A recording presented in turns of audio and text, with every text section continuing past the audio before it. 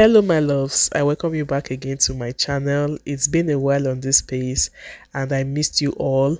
Thanks for your prayers. I do appreciate them. So, in today's video, I'll be showing you how I made this beautiful, lovely dress for a girl. If this sounds like what you're interested in, kindly watch to the end and please do not forget to subscribe, like, comment, and share this video. I already have my fabric folded into four.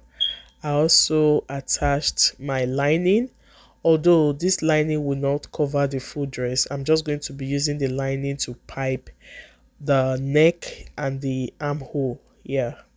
So first I will just draft my starting line. Just as you can see, you can come down by half an inch to serve as your starting line. Then I marked the shoulder measurement, the neck width, and the neck depth. Just as you can see, why I won't say this measurement is because it's a little girl's dress, so it varies.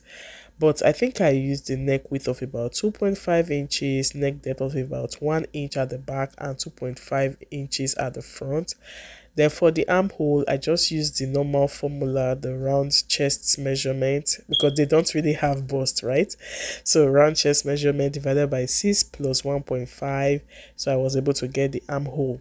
Because of the nature of this dress, I didn't really use the full armhole. For example, if I got 5.5 inches for the armhole, I think I used about 4 point something because I did not want it to be too wide there. Okay.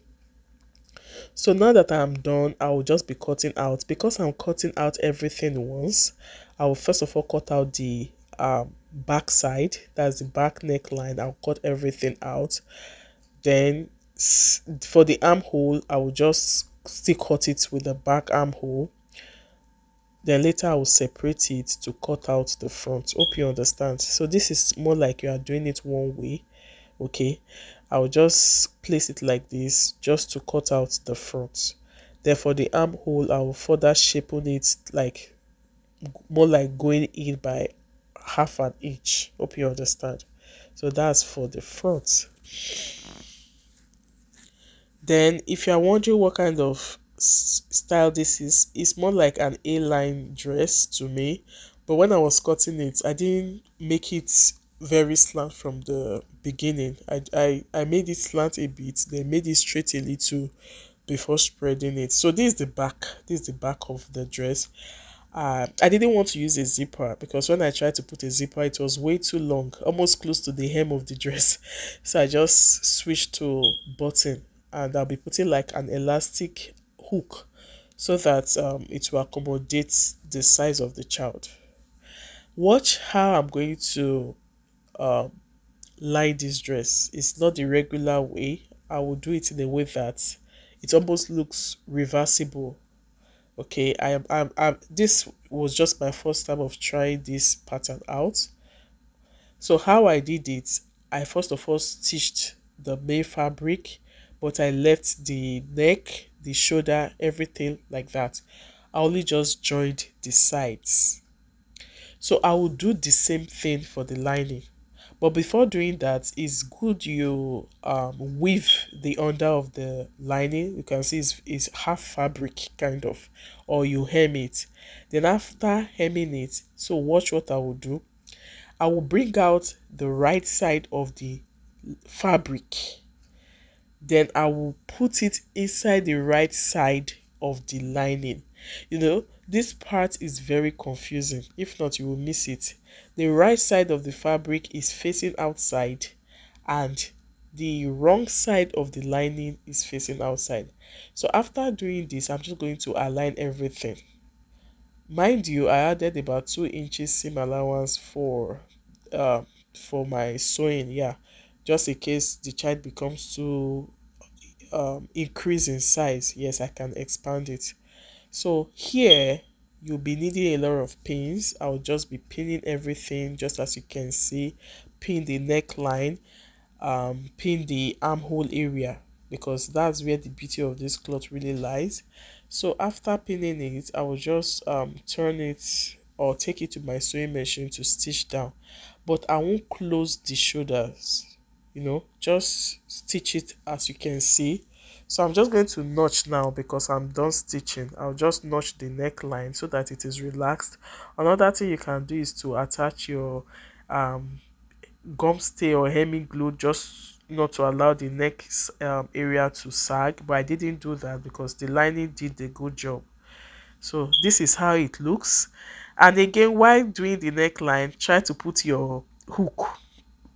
That is where your button will pass through if you are going to do that, and that's that black thing you can see there. So this is what we have, and the shoulders remain open.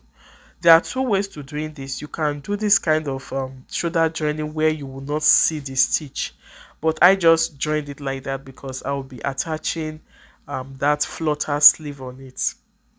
Okay, so this is the fabric I'll be using for my flutter sleeve, and watch what I will do, guys. If you want to create a flutter sleeve, just fold your fabric or your piece of fabric, just as you can see.